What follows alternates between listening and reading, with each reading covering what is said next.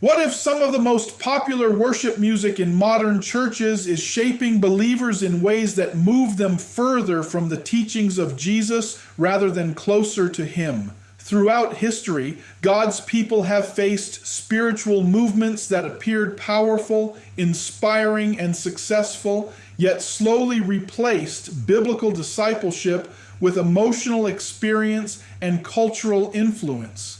Today, Elevation Church and its worship music reach millions of Christians worldwide. But Scripture commands believers to test every spiritual influence carefully. The question we must honestly ask is not whether this music sounds uplifting, but whether it faithfully teaches the full message of Christ, a message centered on obedience, humility, suffering, and surrender. Today, we will examine this movement through the lens of Scripture and historic Christian discernment. Throughout the history of the church, believers have been commanded to test every teaching, every influence, and every spiritual movement against the authority of Scripture. The Apostle Paul writes in 1 Thessalonians 5:21, "Test all things, hold fast what is good." This command applies not only to sermons and teachers, but also to worship music, church movements, and spiritual trends that influence how believers understand God, salvation, and the Christian life. In our present generation, one of the most influential sources of modern worship music is Elevation Church and its music ministry known as Elevation Worship. Because of its widespread influence across denominations, it is necessary for Christians to examine it carefully and soberly in the light of Scripture. Elevation Church was founded in 2006 by Pastor Stephen Furtick in North Carolina and has grown into a large multi-campus megachurch with global reach. Its worship music is widely distributed and frequently sung in churches around the world. However, Scripture repeatedly warns believers that spiritual influence should never be evaluated by popularity, size, or emotional appeal. Jesus himself said in Matthew 7:13-14 that the broad path is often the popular one, while the narrow path that leads to life is found by fewer people. Therefore, the popularity of a ministry cannot be used as evidence of biblical faithfulness. One of the primary biblical concerns regarding elevation worship is the theological environment from which it originates. Scripture teaches that doctrine matters deeply. 2 John 1:10 instructs believers not to receive or support those who do not abide in the doctrine of Christ. Elevation Church has often emphasized themes of personal victory, breakthrough, and God's active intervention in removing obstacles from the believer's life. While Scripture certainly teaches that God helps His people, it also places heavy emphasis on suffering, endurance, and faithful obedience. Jesus said in Luke 9:23, "If anyone would come after me, let him deny himself and take up his cross daily and follow me." The New Testament consistently presents the Christian life as one of sacrificial discipleship rather than guaranteed personal triumph. The Apostle Paul reinforced this truth when he declared in Acts 14:22 that believers must enter the kingdom of God through many tribulations. Likewise, 2 Timothy 3:12 states clearly that all who desire to live godly in Christ Jesus will suffer persecution. When worship music consistently emphasizes victory without equal emphasis on suffering, perseverance, and obedience, it risks presenting an incomplete portrayal of the Christian life. Biblical worship must teach the whole counsel of God rather than focusing primarily on themes that appeal to personal comfort or emotional uplift. Another serious concern involves the nature and purpose of worship itself. Jesus taught in John 4:24 that true worshipers must worship the Father in spirit and in truth. Worship, according to Scripture, is not intended to center on emotional experience, but on reverence, submission, and instruction in righteousness. Colossians 3:16 teaches that songs sung within the church are meant to teach and admonish believers with wisdom.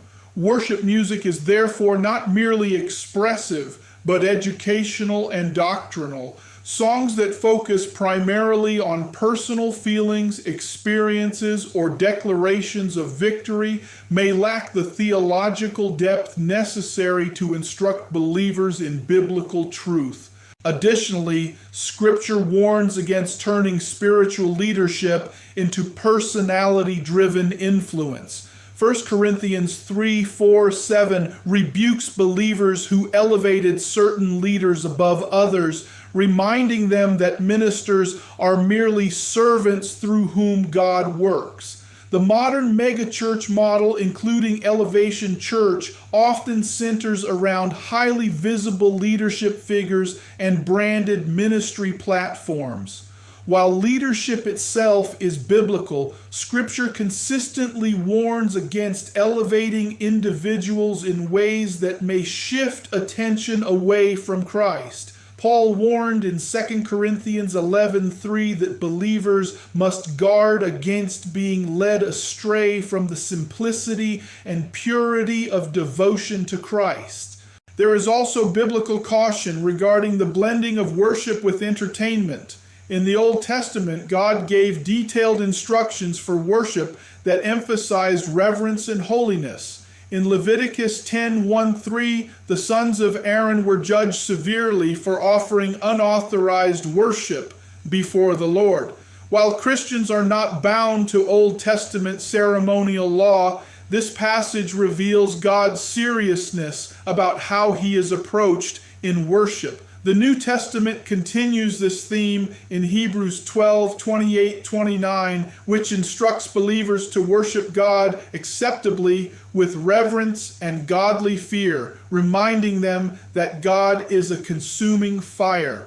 When worship environments increasingly resemble concert performances rather than congregational participation, believers must carefully consider whether such methods align with biblical patterns of gathered worship described in passages such as 1 Corinthians 14:26, which emphasizes mutual edification of the body. Furthermore, Scripture repeatedly warns about subtle doctrinal influence. False teaching rarely presents itself as obvious error, but often appears mixed with truth. 2 Corinthians 11:14 warns that Satan himself transforms into an angel of light. This means that Christian influence must be evaluated not only by isolated lyrics, but by the overall teaching environment and spiritual fruit of the ministry producing the music.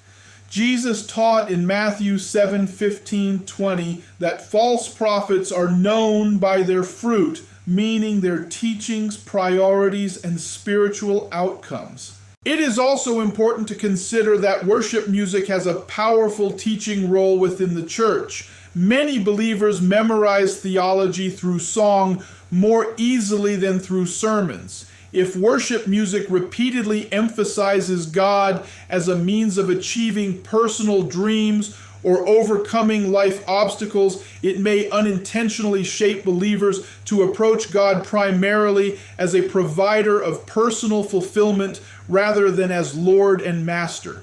Scripture teaches in Romans 11:36 that all things exist for God's glory, not primarily for human elevation.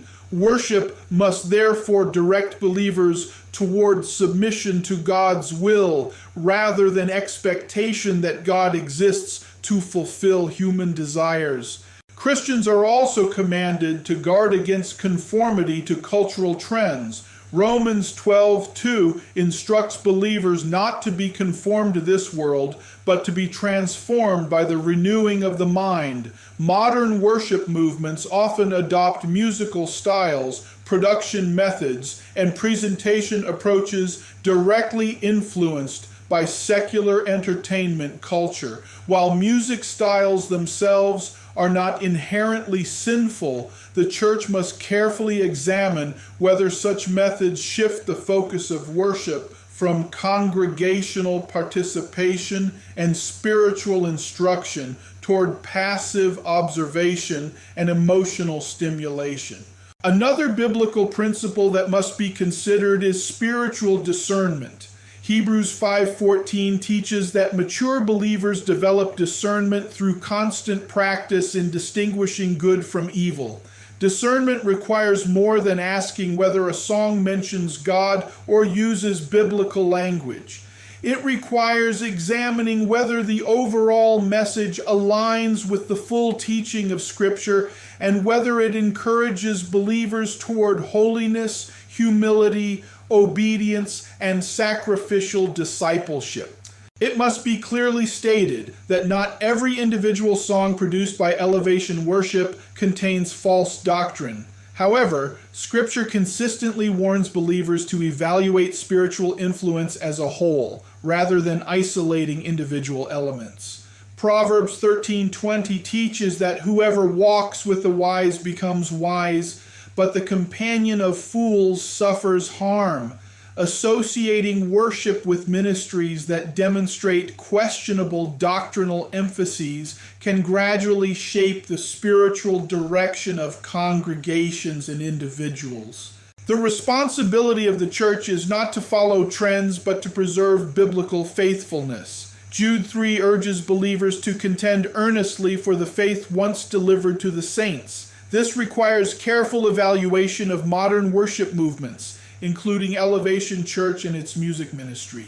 Christians must ensure that worship strengthens commitment to Christ's commands, promotes humility, prepares believers for suffering, and proclaims the full message of repentance and discipleship.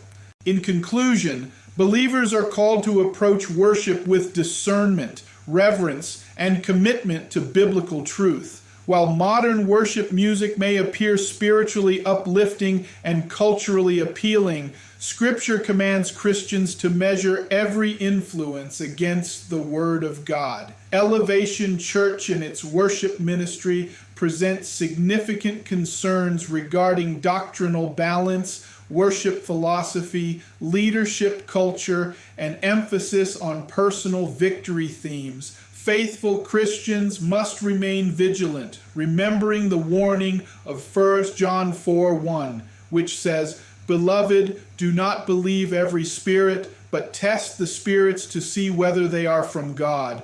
True worship is not determined by popularity, musical excellence, or emotional impact, but by its faithfulness to Scripture and its ability to produce obedient followers of Jesus Christ.